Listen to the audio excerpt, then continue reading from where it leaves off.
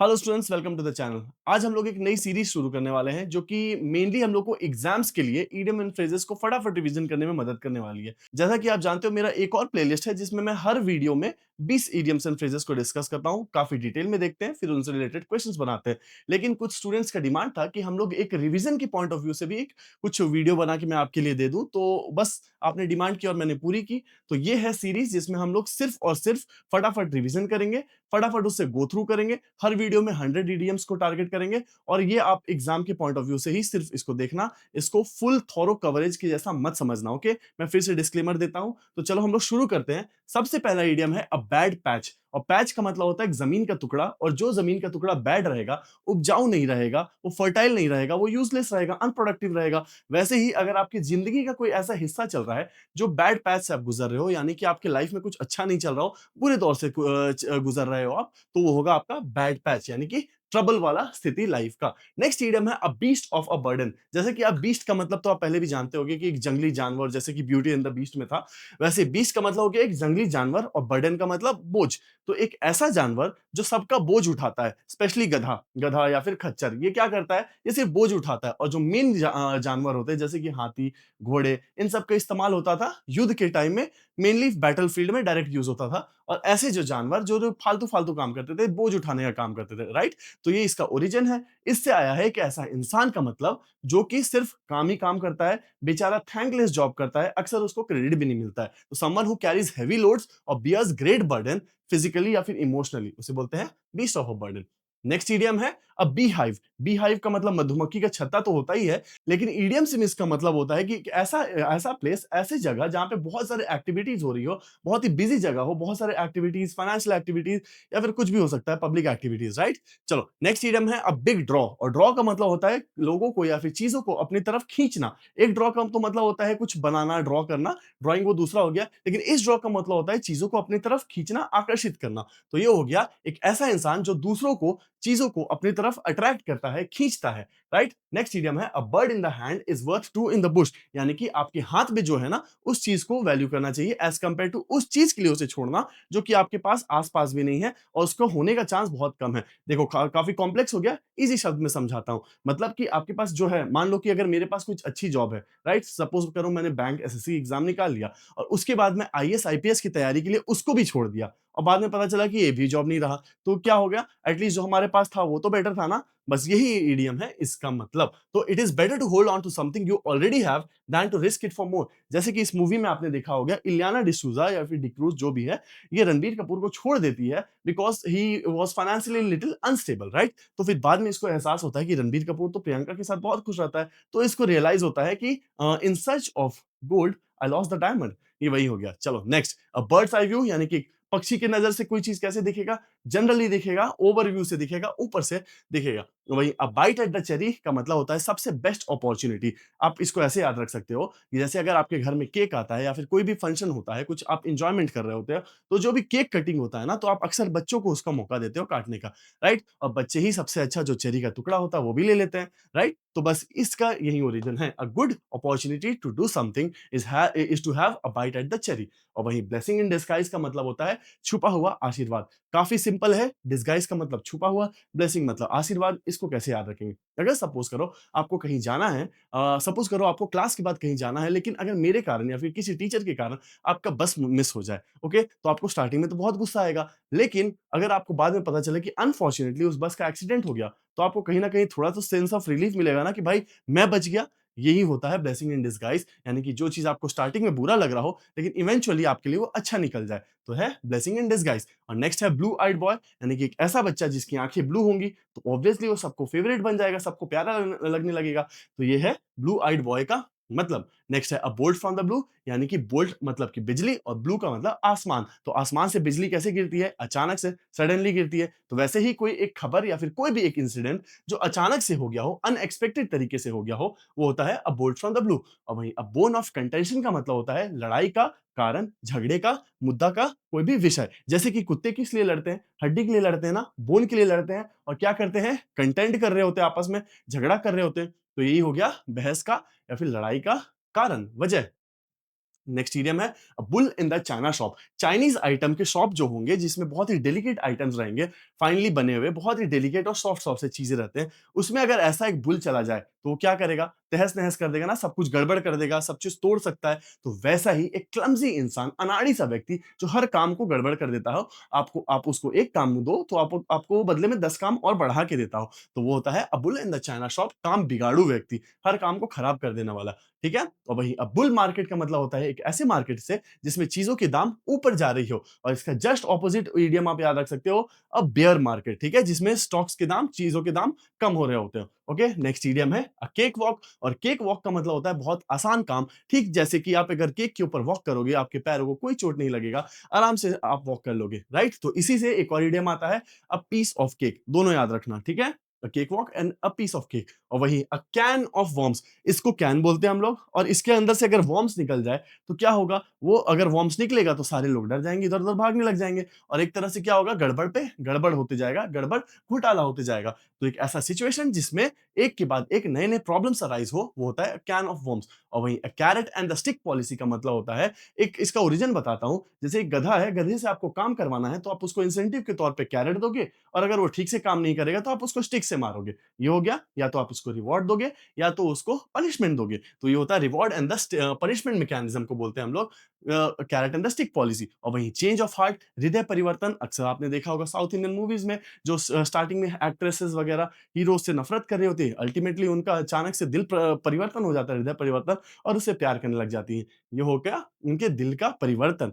Okay? और next idiom है a clean slate. और स्लेट का आपने आई थिंक सबने यूज तो किया ही होगा। स्लेट एक ब्लैक कलर का वो एक बॉक्स जैसा होता है, जिसके ऊपर हम लोग बचपन से चॉक से लिखा करते थे, वो होता है स्लेट। और अगर वो साफ सुथरा है, यानी कि आपके पास एक नई शुरुआत करने की मौका है, कुछ लिखने का मौका है, तो बस इसी से ओरिजिन हुआ है इस इडियम का अ क्लीन स्लेट, यानी कि एक नए शुरुआत करने का मौका, अ फ्रेश स्टार्ट, जिसमें आप कोई पुरानी गलती ना कर रहे हो। ठीक है? एक नई शुरुआत बेसिकली। और भैया क्लोज्ड बुक, बंद किताब की तरह एक इंसान हो, उसके बारे में बहुत कम लोग जानते हैं, वो होता है क्लोज्ड बुक। और वहीं क्लोज फिस्टेड पर्सन, फिस्ट का मतलब होता है मुट्ठी, तो अगर किसी इंसान की मुट्ठी बंद है, वो बहुत ही कंजूस है, तो हो गया close fisted person, extremely stingy और कंजूस व्यक्ति। और वहीं अ कॉग इन द मशीन, कॉग का मतलब इस बड़े से जो आप सिस्टम, एक बड़े से सिस्टम में एक छोटा सा, ये देख रहे हो हिस्सा, ये मशीन का एक छोटा सा हिस्सा, ये बोल्ट जैसा, ये इसको बोलते हैं हम लोग कॉग। तो कॉग क्या होता है? एक बड़े ऑर्गेनाइजेशन में, एक बड़े सेटअप का एक छोटा सा हिस्सा, बट इंपॉर्टेंट हिस्सा। जैसे कि एक बड़े से कोचिंग इंस्टीट्यूट या फिर एक बड़े से स्कूल या कॉलेज का एक सफाई कर्मचारी भी उस ऑर्गेनाइजेशन का कॉग इन द मशीन है,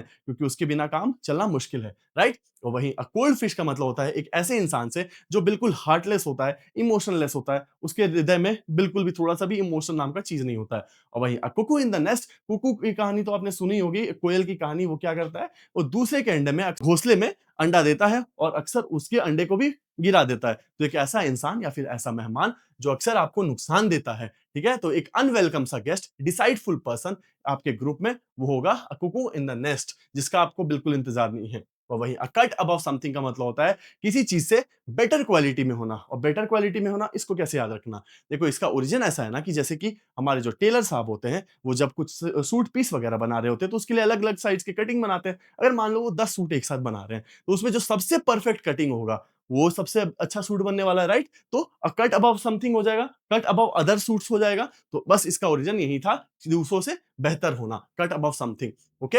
नेक्स्ट इडियम है अ डैम्प स्क्विब। डैम्प का मतलब गीला, और स्क्विब का मतलब पटाखा या फिर बम। अगर ऐसा बम जो कि गीला रहेगा, वो क्या होगा? लास्ट में फुस हो जाएगा, फुस की बम निकलेगा, वो फेल्ड रहेगा। ओके? तो ये हो गया something that fails to meet its expectation, उम्मीदों पर खरा नहीं उतरने वाला, जैसे कि ये, नाम बड़े और दर्शन छोटे। और वही अ डैम्सेल इन डिस्ट्रेस का मतलब होता है एक बेचारी युवती, बहुत ही मुसीबत में फंसी हुई औरत को हम लोग बोलते हैं डैम्सेल इन द डिस्ट्रेस। तो मुसीबत में फंसी हुई महिला। डैम्सेल का मतलब होता है कुंवारी औरत, और डिस्ट्रेस का मतलब परेशानी में होना, ठीक है? नेक्स्ट इडियम है अ डार्क हॉर्स। देखो, डार्क हॉर्स का मतलब होता है अनएक्सपेक्टेड विनर, जिसके बारे में कोई नहीं सोचा था कि वो जीतेगा, उसके ऊपर कोई पैसा नहीं लगा रहा होता है, वो होता है अ डार्क हॉर्स। तो अक्सर रेसिस्ट लोग जो होते हैं, वो लोग व्हाइट घोड़े पे पैसे लगा देते थे, और उस रेस में अक्सर जब काला घोड़ा जीत जाए, तो वो होता है अनएक्सपेक्टेड विनर, क्योंकि कोई उसकी उम्मीद नहीं कर रहा था जीतने का। ओके? तो जैसे ये सारे हो गए डार्क हॉर्स, कोई भी उम्मीद नहीं कर रहा था इनके जीतने का, कचरा भाई और ये सब सारे। ठीक है? नेक्स्ट है अ डेड लेटर। डेड का मतलब खत्म हो गया हो, और लेटर का मतलब कानून से होता है। तो कोई ऐसा कानून जो कि अब नो लॉन्गर वैलिड है, अब कोई भी उसको अप्लाई नहीं कर सकता है। अब वो अब इनवैलिड हो गया, वो हो गया डेड लेटर। और वही डेड लॉस का मतलब होता है पूरी तरह से फेल हो जाना, बुरी तरह से बेकार हो जाना, अनसक्सेसफुल या फिर यूजलेस होना। तो वही डायमंड इन द रफ, जैसे कि आप सारे बच्चे डायमंड इन द रफ हो, आप सब हीरे हो जो कि तराशने की जरूरत है। फिलहाल आप लोग सब कोयला हो, ठीक है? तो ऐसा कोयला समवन और something with a potential but needs something refinement and development की जरूरत है उसको। और वही अ डायम अ डजन, कोई ऐसी चीज जो कि बहुत सस्ती हो। डाइम यानी कि सिक्के को हम लोग डाइम बोलते हैं, जैसे इंडिया में सिक्का होता है ना रुपी, वैसे ही वहां पर हर के कंट्रीज में स्पेशली यूएस में उसे डाइम बोलते हैं सिक्के को। और डजन का मतलब 12। तो कोई ऐसी चीज जो कि एक दर्जन में 12 पीस मिल जाए, 1 रुपए में 12 पीस मिल जाए, वो बहुत ही सस्ती होगी ना, वो हो गया डाइम अ डजन। और वही डॉग्स ब्रेकफास्ट का मतलब होता है कोई चीज बहुत ही अस्त व्यस्त सा हो, डिजास्टर सा हो, उतल पुतल सा हो, मैसी सा हो। जैसे कि अगर आप अपने डॉग को खाना खिलाते हो तो क्या उसको थाली में सजा के देते हो ना? नहीं ना, बिल्कुल नहीं, आप उसको जैसे भी मैस करके दे देते हो। तो वही हो गया डॉग्स ब्रेकफास्ट, कैसे भी करके दे देना, उतल पुतल करके दे देना, कंप्लीट मेस और डिजास्टर। और वही डॉग्स लाइफ मतलब कुत्ते की जिंदगी, बहुत ही बेकार लाइफ जीना, वो होता है डॉग्स लाइफ। और वही ड्रॉप इन द बकेट, एक बकेट या फिर ड्रॉप ओशियन में छोटा सा बूंद, यानी बड़े सिस्टम का, बड़े से पार्ट का एक छोटा सा हिस्सा, ठीक है? बहुत ही छोटे अमाउंट में कोई चीज होना। और वही ड्राई रन का मतलब होता है रिहर्सल या फिर प्रैक्टिस। इसका ओरिजिन ऐसा है ना कि यूएस के डिपार्टमेंट्स में, या फायर फाइटर्स डिपार्टमेंट में, हमेशा प्रैक्टिस के लिए लोग तो भर भर के पानी तो लेके नहीं जाएंगे ना। तो वो होता है अक्सर वो लोग क्या करते थे, प्रैक्टिस के लिए वो लोग ड्राई पाइप्स को लेके दौड़ते थे, और वो लोग अपने रिहर्सल कर लेते थे कि इन केस कभी आग लगाए तो कैसे हम लोग करेंगे। तो ये हो गया ड्राई रन, मतलब बेसिकली प्रैक्टिस करना या फिर रिहर्सल करना। और वही a fine state of affairs का मतलब होता है बहुत बढ़िया। एक तरह से ना ये सार्केज़्म है, ये बोलना कि कोई खराब स्थिति में आप अक्सर बोलते हैं हाँ चलो सब चीज़ ठीक है। इमेजिन करो आप बहुत ज़्यादा परेशानी में हो और उसमें से आपको कोई निकालने वाला नहीं हो, और उस बीच में अगर कोई आपसे आके पूछे कि भाई तुम कैसे हो? तो आप क्या जवाब दोगे? तो नॉर्मली आप टालने की कोशिश करोगे, ठीक है, बहुत बढ़िया, बहुत अच्छा है, जो भी है। तो ये हो गया फाइन स्टेट ऑफ अफेयर्स, यानी कि आप जान करके उल्टा बोलते हो। बोलना चाहिए आपको उल्टा और बोल रहे हो आप बिल्कुल उसका उल्टा। नेक्स्ट इडियम है अ फायर इन समवन्स बेली, यानी कि पेट में आग हो, कुछ कर दिखाने का जज़्बा हो, ठीक है? तो बस ये इमेजिनरी चीज़ है, तो मतलब कुछ कर दिखाने का, हाउ इज़ द जोश, हाई सर वाला बात हो गया। और वही फ्लाई ऑन द वॉल का मतलब होता है कोई ऐसे इंसान से जो चुपचाप खड़े-खड़े वहाँ पे किसी को नोटिस कर रहा हो या फिर स्पाई कर रहा हो, वो होता है फ्लाई ऑन द वॉल। जैसे कि ये, अगर मान लो इमेजिन करो अगर इस रूम में ही कोई फ्लाई है, तो क्या आप उसको कभी नोटिस भी करोगे क्या कि वो फ्लाई एक्जिस्ट कर रहा है? बिल्कुल नहीं, और वो चुपचाप आपको देख के चली जाएगी। तो बस इसी से इसका ओरिजिन है, someone who watches the situation without being noticed, वो हो गया फ्लाई इन द वॉल। और वही फ्लाइंग विजिट का मतलब होता है किसी से फटाफट मिलके फटाफट वहां से निकल लेना, 1 सेकंड के लिए आना और दूसरे ही सेकंड वापस हो जाना, बिल्कुल इस तरह, मतलब कि क्विकली और ब्रीफली किसी से मिलके निकल जाना, वो होता है फ्लाइंग विजिट। और वही फूल्स पैराडाइज का मतलब होता है एक बेवकूफ का ख्वाब या फिर स्वर्ग या फिर उसके लिए जन्नत, मतलब इमेजिनरी दुनिया में जीना, ख्याली पुलाव पकाना। जैसे कि आपने देखा होगा मजनू भाई उदय भाई दोनों इसके ख्याली पुलाव में खुश हो रहे होते हैं, वैसे ही ये हो गया, ये हो गया, ये लोग सब इमेजिनरी दुनिया में फूल्स पैराडाइज में जी रहे होते हैं। और नेक्स्ट इडियम है जेंटलमैन एट लार्ज, यानी कि इसका मतलब ऐसे इंसान से होता है जो कि 2 मीनिंग होते हैं। सबसे पहला, या तो वो भगौड़ा हो या फिर बिल्कुल वेला बैठा हो, फ्री बैठा हुआ इंसान हो। तो जेंटलमैन ऐसे तो एक कॉम्प्लीमेंट होता है कि you are a gentleman, but अगर आपको कोई बोल दे you are a gentleman at large, तो आपके लिए कॉम्प्लीमेंट बिल्कुल नहीं है, ये आपके लिए एक तरह से गाली के बराबर है कि आप फ्री बैठे इंसान हो। ओके, नेक्स्ट इडियम है अ गोल्डन मीन, यानी कि बीच का रास्ता। एक्सट्रीम्स, 2 एक्सट्रीम्स लेफ्ट और राइट में न जाके अगर आप बीच का रास्ता चुनो तो होता है अ गोल्डन मीन चूज करना। और वहीं अ गुड समैरिटन का मतलब होता है एक ऐसे इंसान से, ऐसे अजनबी इंसान से जो दूसरों की, अजनबियों की मदद करता है, वो होता है a good Samaritan. Green horn का मतलब नौसिखिए से होता है। अक्सर जो डियर हो गए और ऐसे कोई जानवर जिनकी सींग होती है ना, तो उन लोग को स्टार्टिंग स्टार्टिंग में क्या है ना कि उनका जो सींग है, वो निकलने के समय में हल्का-सा ग्रीनिश टाइप का दिखता है। तो बस इसका ओरिजिन वैसे ही है, ठीक है? ग्रीन हॉर्स यानी कि एक अनुभवहीन व्यक्ति, एक इनएक्सपीरियंस्ड पर्सन से। और ग्रे एरिया का मतलब ब्लैक और व्हाइट के बीच में, 2 एक्सट्रीम्स के बीच में अगेन जो चीज़ क्लियर ना हो, ग्रे हो, वो हो गया अनक्लियर या फिर अनडिफाइंड, ग्रे कलर से उसका डिनोट होता है। और वही हेयर इन द बटर, अगर आपके खाने और बटर के बीच में हेयर आ जाए तो क्या होगा? आपका मज़ा बिल्कुल खराब हो जाएगा ना, तौबा, तौबा, तौबा, मज़ा खराब। वही डिस्टर्बिंग और अनवांटेड प्रेजेंस किसी चीज़ का जो आपको बिल्कुल पसंद नहीं आता हो, वो होता है हेयर इन द बटर। और वही हेयर्स ब्रेथ, एक हेयर का लेंथ तो कितना भी लंबा हो सकता है, किसी के छोटे बाल, किसी के बड़े बाल, कैसे भी हो सकते हैं, लेकिन सबका ब्रेथ तो एकदम पतला ही होगा ना। सारे हेयर का ब्रेथ तो एकदम पतला होता है, और हेयर ब्रेथ का मतलब होता है बहुत ही छोटा चीज़, बहुत ही कम मार्जिन, ठीक है? ये याद रखना, हेयर ब्रेथ। और ऐसे जैसे सल्लू भाई हेयर ब्रेथ एस्केप कर रहे हैं, यानी कि बाल बाल बच के निकल रहे हैं। एस्केप करना मतलब बचना, और हेयर के ब्रेथ से बचना, एकदम इतने से मार्जिन से किसी चीज से बचना, a narrow escape from the danger, बाल-बाल बचना। और वहीं हार्ड नट टू क्रैक का मतलब होता है कोई ऐसी चीज जिसको करना बहुत ही मुश्किल होता है, जिस नट को क्रैक करना बहुत मुश्किल होगा, वो बहुत ही सख्त होगा, वैसे कोई ऐसा काम या फिर कोई ऐसा प्रॉब्लम जिसको कर पाना, जिससे आगे निकल पाना बहुत ही डिफिकल्ट होता है। और वही हॉर्नेट्स का नेस्ट का मतलब होता है एक बहुत ही कॉम्प्लिकेटेड और ऐसा सिचुएशन जिसमें बहुत सारी ट्रबल हो, परेशानी हो। हॉर्नेट ना एक बी के जैसा दिखने वाला कीड़ा होता है, ठीक है? ये बी नहीं है एग्जैक्टली। और वही हॉट पोटैटो का मतलब होता है कंट्रोवर्शियल चीज। ठीक उस तरह जैसे कि गरम आलू को आप पकड़ना नहीं चाहोगे, आपके हाथ से वो इधर-उधर भागने लग जाएगा ना, तो आपको तकलीफ देगा और वो एक तरह से आपको परेशानी देगा। तो वैसे ही एक कंट्रोवर्शियल और सेंसिटिव इश्यू जिसको आप डील नहीं करना चाहते हो, it is the hot potato. और नेक्स्ट हाउस ऑफ कार्ड्स का मतलब होता है ताश का घर, जो कि इजीली एक हवा के झोंके से भी गिर सकता है। बहुत ही कमजोर चीज जिसके स्ट्रक्चर और बुनियाद बहुत ही कमजोर हो। वही किक इन द टीथ, आपके टीथ में अगर किक लग जाएगा तो कोई चीज आपको बहुत ही बिल्कुल डिसअपॉइंट कर देगा, आपको निराश कर देगा, बहुत ही खराब परफॉर्मेंस को भी बोल सकते हो आप। A kick in the teeth, harsh insult या फिर परफॉर्मेंस। और लेम एक्सक्यूज का मतलब होता है बहुत ही वाहियात और बकवास सा बहाना करना, लेम सा बहाना करना, एकदम जिसको कोई विश्वास ना कर सके, इतना बेकार बहाना। ओके। और लाफिंग स्टॉक का मतलब होता है एक हंसी के पात्र से, एक ऐसे व्यक्ति से जिसके ऊपर लोग हंस रहे होते हो, वो ऐसा बेकार सा काम कर दिया हो या फिर ऐसा बिहेवियर किया हो, ठीक है? हंसी का पात्र होता है लाफिंग स्टॉक। जैसे कि चतुर रामलिंगम, ये हंसी का पात्र था ना, ठीक है? He was laughing stock for the college. और वही बैड पैच का डुप्लीकेट भाई आ गया लीन पैच। और लीन का मतलब होता है पतला, और पैच यानी जमीन का टुकड़ा, पतला जमीन का टुकड़ा, यानी कि बहुत ही कॉम्प्लिकेटेड जगह और बहुत ही प्रॉब्लम से भरा हुआ चीज। तो बैड पैच और लीन पैच दोनों का सेम मीनिंग होता है, पीरियड ऑफ डिफिकल्टी या फिर लो परफॉर्मेंस का समय, उसको बोलते हैं लीन पैच। और वही लेफ्ट हैंडेड कॉम्प्लीमेंट का मतलब होता है एक तरह से कॉम्प्लीमेंट के रूप में ताना, ठीक है? क्योंकि अक्सर देखो आप इंग्लिश लैंग्वेज में बहुत सारे वर्ड्स आपको मिलेंगे लेफ्ट हैंड से रिलेटेड, और वो सब नेगेटिव मीनिंग में रहेंगे, क्योंकि पहले के लोग मानते थे कि राइट हैंड अच्छा होता है, लेफ्ट हैंड बुरा होता है। तो उसी तरह लेफ्ट हैंड से कॉम्प्लीमेंट देना मतलब कि तारीफ के रूप में ताना देना। नेक्स्ट है leopard can not change it's spot. एक लेपर्ड जो हो गया वो अपने चेहरे के दाग को कभी नहीं बदल सकता है। ठीक उसी तरह जैसे कि कुत्ते की दुम सीधी नहीं हो सकती है, और वैसे ही इंसान का नेचर और सिग्नेचर कभी बदल नहीं सकता है, वो होता है leopard can not change it's spot. और वही अ लिटिल बर्ड टोल्ड मी, यानी कि आप इस इडियम का इस्तेमाल तब करते हो जब आपको बताना नहीं है कि आपको कोई खबर कहाँ से मिली हो, ठीक है? आपको सोर्स को गोपनीय रखना है, तो आप बोलोगे कि उसका तुम टेंशन मतलब मुझे एक छोटी सी चिड़िया आके बताइए। ये होता है little bird told me, used to say you heard something secretly, okay? और वहीं little gush of gratitude, gush का मतलब होता है हवा का झोंका, और ग्रैटिट्यूड का मतलब किसी के लिए कृतज्ञ वाली भावना, अच्छा फील करना, ठीक है? तो अगर आप किसी के लिए बहुत थैंकफुल फील कर रहे हो, तो you are feeling a little gush of gratitude for the person. और वही अ लाइव वायर होता है कोई ऐसी चीजों से जिसमें बहुत ही एनर्जी हो, जैसे कि नंगी तार को अगर आप छुओगे तो तुरंत आपको करंट लगेगा, वैसे ही अगर आप विराट कोहली के आसपास आओगे तो आपको तुरंत करंट लगेगा। तो एक ऐसा इंसान जो कि फुल ऑफ एनर्जी है, जिसमें जोश और उत्साह बहुत ज्यादा होता है, वो होता है अ लाइव वायर। और वहीं लॉन्ग शॉट का मतलब होता है दूर से प्रयास करना किसी ऐसी चीज का जिसको कर पाना बहुत ही डिफिकल्ट होता है। जैसे कि अगर आप बास्केटबॉल में अगर दूर से स्कोर करने की कोशिश करोगे, या फिर फुटबॉल में आप दूर से गोल मारने की कोशिश करोगे, तो उसका चांस कितना कम है? बहुत ही कम होता है ना? तो ये होता है अ लॉन्ग शॉट, ओके? और वहीं to have a lot on your plate, यानी कि आप जरूरत से ज्यादा, औकात से ज्यादा कोई काम उठा लेना, और जितना आप खा ना पाओ उससे बड़ा निवाला ले लेना, ये होता है to have a lot on your plate. बहुत मतलब बहुत जरूरत से ज्यादा रिस्पॉन्सिबिलिटीज ले लेना, जरूरत से ज्यादा टास्क ले लेना अपने सर के ऊपर, ओके? और वही अ मैन ऑफ लेटर्स, एक ऐसा इंसान जो कि बहुत ही ज्यादा पढ़ा लिखा हो, लेटर्स से डील करता हो।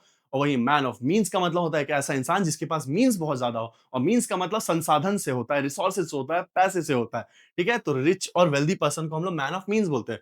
और वही मैन ऑफ स्पिरिट का मतलब एक ऐसे इंसान से होता है जो कि बहुत ज्यादा उत्साहित होता है, जोशीला होता है, बहुत ज्यादा करेजियस होता है, लाइवली होता है वो इंसान, मैन ऑफ स्पिरिट। वही मैन ऑफ स्ट्रॉ बहुत ही कमजोर और खोखले इंसान को बोलते हैं। जैसे कि स्ट्रॉ का मतलब पराली, ये भूसा जो होता है ना, इसको हम लोग पराली बोलते हैं। इससे लोग अक्सर पहले युद्ध के दौरान में क्या करते थे ना, कि सेना में लोग अपने आर्टिफिशियल ऐसे ऐसे इंसान बना के ले जाते थे, ताकि सामने वाला ओपोनेंट को लगे कि भाई इसकी कितनी बड़ी सेना है, तो ये एक्चुअल में तो खोखला है, इसके अंदर कोई भी जान नहीं है, तो ये तो हम लोग जान रहे हैं ना, तो इसमें खोखला है, लेकिन सामने वाला तो डर जाता था। तो बस ये इसका ओरिजिन है, मैन ऑफ स्ट्रॉ, यानी कि खाली और खोखला इंसान, जो कि अंदर से बिल्कुल डरपोक हो, जिसमें कोई रियल पावर ना हो, कोई वैल्यू ना हो, ओके? और वही मेयर्स नेस्ट का मतलब होता है मनगढ़ंत कहानी, और एक बनाई हुई कहानी बेसिकली। जैसे कि एक मेयर, यानी कि एक जो फीमेल हॉर्स होती है, उसका कोई अंडा तो नहीं होता ना, उसकी तो बेबी, ये तो एक मैमल है, तो बेबीज डिलीवर करती हैं, लेकिन इमेजिनरी बात है ये कि मेयर का नेस्ट होना, ठीक है? तो एक फॉल्स डिस्कवरी या फिर इल्यूजनरी आइडिया को हम लोग बोलते हैं,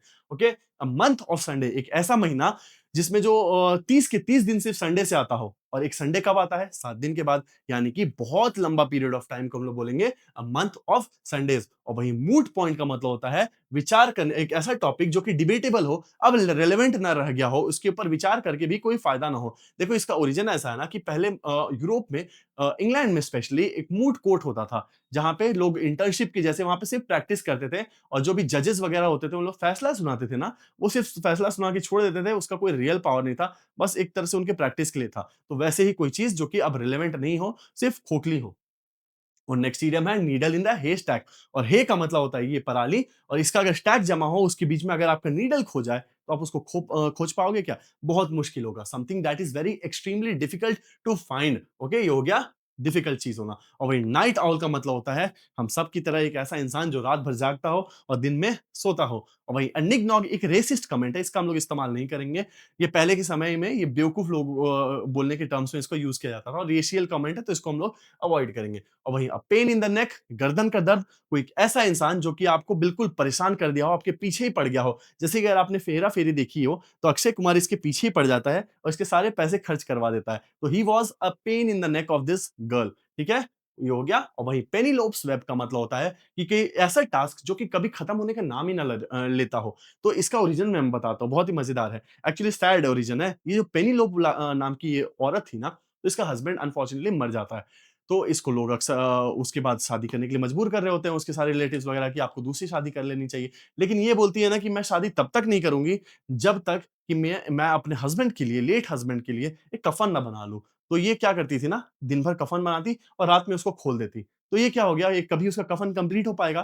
कभी नहीं कंप्लीट हो पाएगा। यही था इसका ओरिजिन। पेनिलोप्स वेब का मतलब कोई ऐसी चीज़ जो कि कभी खत्म होने का नाम नहीं लेती है। ठीक है? और वही अ पेनी फॉर योर थॉट एक तरह से पूछने का तरीका है, कैजुअल वे ऑफ आस्किंग कि तुम क्या सोच रहे हो? अक्सर आपने देखा होगा कि कुछ लोग सोचते-सोचते अचानक से गुम से हो जाते हैं। तो उनसे इस तरह से पूछा जाए कि क्या सोच रहे हो तुम? तो ये बोलेंगे, "एक ₹1 दूँगा मैं तुम्हें, 1 पेनी दूँगा, तुम बस बता दो तुम क्या सोच रहे हो।" ओके, ये हो गया पेनी फॉर योर थॉट। और वहीं परफेक्ट स्टॉर्म का मतलब ऐसे आंधी से, जिंदगी के ऐसे पल से, जब आपके ऊपर एक साथ सारी मुसीबतों की पहाड़ टूट जाए, वो होता है अ परफेक्ट स्टॉर्म। और वहीं a picture paints a thousand words का मतलब है कि एक पिक्चर में हजारों वर्ड से ज्यादा चीज बता देने की ताकत होती है। पिक्चर यानी कि ज्यादा पावरफुल होता है वर्ड्स से। और वही पीस ऑफ केक, जैसे हमने केक वॉक देखा था, पीस ऑफ केक का मतलब भी होता है बहुत ही आसान काम, बहुत ही ईजी काम। ओके, और पीस ऑफ पाई ये डिफरेंट है। आप इन दोनों के बीच का कंफ्यूजन को दूर कर लेना कि पीस ऑफ केक का मतलब होता है बड़े चीज का हिस्सा, लेकिन अब सॉरी, पीस ऑफ केक का मतलब हो गया आसान काम, लेकिन पीस ऑफ पाई का मतलब ये पिज्जा की जैसा पाई होता है ना, पिज्जा की जैसा पाई होता है, और इसका अगर आपको हिस्सा चाहिए, मतलब कि आपको बड़े काम में से एक छोटा हिस्सा चाहिए, अपना शेयर चाहिए। ठीक है, तो पीस ऑफ केक तो था इजी काम, लेकिन पीस ऑफ पाई का मतलब होता है शेयर ऑफ समथिंग, किसी चीज का हिस्सा या फिर शेयर। और वहीं प्लम जॉब का मतलब ऐसे जॉब से होता है जो कि बहुत आसान हो, जिसमें बहुत ही अच्छा खासा पैसा हो, लेकिन काम ज़्यादा ना करना पड़े, वो होता है अ प्लम जॉब। और वही अ क्वीयर फिश का मतलब होता है एक ऐसे इंसान से जो बहुत ही अजीब हो, बहुत ही स्ट्रेंज हो, अनयूजुअल सा हो। तो क्वीयर का मतलब होता है अनयूजुअल सा, और ऐसे फिश जो कि बहुत अजीब होती है, बस इसी से ओरिजिन हो गया अनयूजुअल पर्सन। और रेनी डे का मतलब बरसात के दिन, अक्सर आपने मूवीज़ वगैरह में देखा होगा कि रेनी डे जब भी, रेनी टाइम जब भी चल रहा होता है, तो अक्सर जो भी प्रोटैगनिस्ट होता है, जो हीरो वगैरह होता है, वो लोग मुसीबत में फँस जाते हैं। तो एक तरह से सिंबॉलिक है, रेनी डे का मतलब ही यही होता है कि मुसीबत में फँस जाना, क्योंकि रेनी डे अक्सर अमीरों के लिए अच्छे होते हैं, गरीबों के लिए नहीं। और वहीं अ रे ऑफ होप यानी कि आशा की किरण, बहुत ईज़ी है। अ रेड लेटर डे यानी कि एक ऐसा दिन जिसको आप लाल अक्षरों में लिखो, बहुत ही इम्पोर्टेंट दिन आपकी ज़िंदगी का। और वहीं a red rag to the bull, एक लाल कपड़े अगर आप बुल को दिखाओगे, यानी कि आप उसको भड़का रहे हो। ये तो हम लोग सब जानते हैं कि बुल को कभी लाल कपड़ा नहीं दिखाना चाहिए। और वहीं a rolling stone gathers no moss, यानी कि ये जो स्टोन है, अगर जब तक एक जगह रुकेगा नहीं, जैसे ये स्टोन है, ये लगातार ऊपर से गिर रहा है, तो क्या इसमें कभी ऐसा मॉस जमा होगा? कभी नहीं होगा, वो तो फ्रिक्शन के कारण हट जाएगा। लेकिन ये स्टोन स्थिर है, तो इसके ऊपर देखो ऐसे करके मॉस भी जमा हो गया, राइट? तो इसका कहने का मतलब कि एक ऐसे इंसान जो कि बार-बार अपना ऑक्यूपेशन वगैरह बदलता हो, अपना डिसीजन चेंज करता हो, वो कभी एक जगह स्थिर नहीं हो सकता है, और उस कारण से वो कभी प्रोग्रेस नहीं कर सकता है। तो ये था इसका origin. A person who does not settle down in one place does not accumulate responsibilities, या फिर पैसा कुछ जमा नहीं कर सकता है। और वहीं अ रॉटन एप्पल, एक सड़े हुए एप्पल से वो होता है। आपने ज़रूर सुना होगा कि एक एक सड़ा हुआ एप्पल अपने पूरे टोकरी को खराब कर देता है। तो एक पर्सन जो करप्ट्स दूसरे को, वही हो गया अ रॉटन एप्पल। और सेक्रेड काऊ यानी कि पवित्र चीज़ को हम लोग बोलते हैं, जैसे कि हिंदुइज़्म में जो काऊ है सबसे ज़्यादा पवित्र माना जाता है, उसको कोई हर्ट नहीं कर सकता है, वो बहुत ही सेक्रेड है हमारे लिए। तो समथिंग और समवन जो कि बहुत रिस्पेक्टेड है, जिसको कोई क्रिटिसाइज़ नहीं कर सकता है, ओके?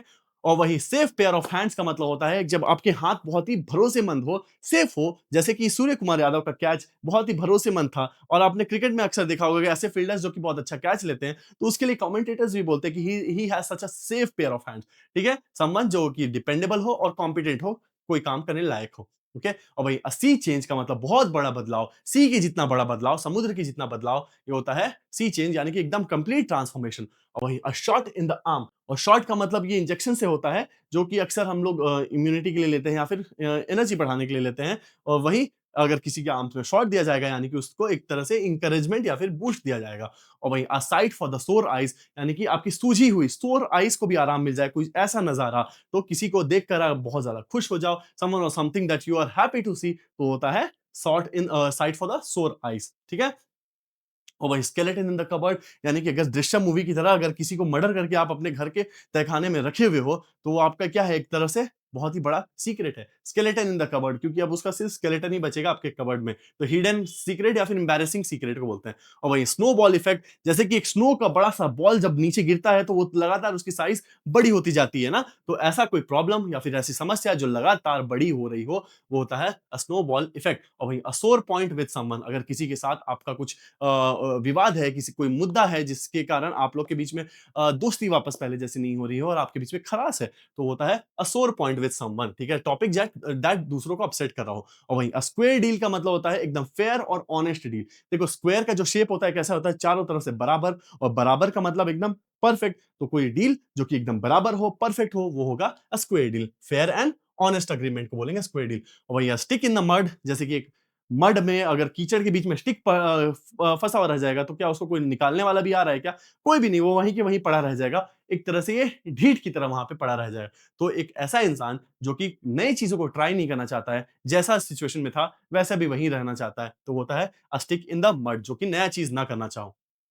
और वही स्टिफ नेक्ड पर्सन, जिसकी गर्दन, किसी इंसान की गर्दन एकदम ऐसे स्टिफ हो, बहुत ही कड़ी सी हो, जिद्दी की तरह हो, स्टबर्न की तरह हो, वो होता है अ स्टिफ नेक्ड पर्सन। पर्सन बहुत ही ज्यादा प्राउडी हो, जैसे इसका एक्सप्रेशन देखो, स्टिफ है इसका नेक एकदम प्राउडी की तरह, राइट?